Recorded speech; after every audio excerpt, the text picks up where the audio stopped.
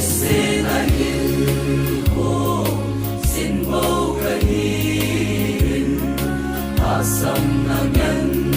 vô một kiếm na lâu đông xin na tele đông ngày na tein kalam pi adingin lingwangin eisun in kalun tempa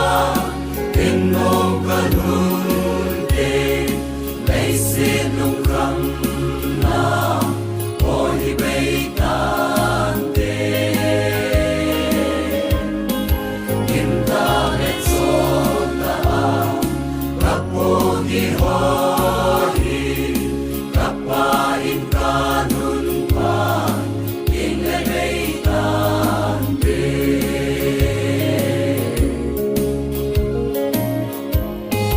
may sinahin ko mantam nay lowin kulal ta inlay sinaleng song leng tampan kalungking kakau mantam le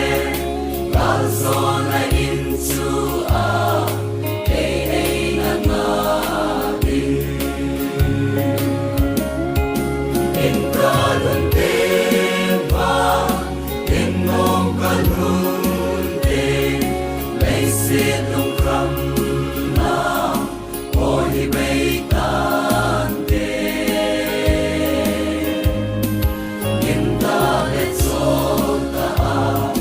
kapodi hori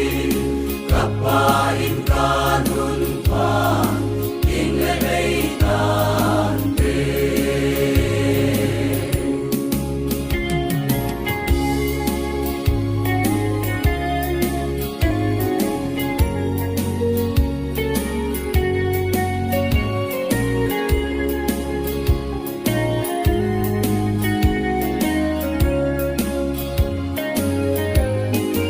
at may leluner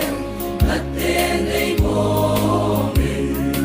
kahin nalasam rinamoy sa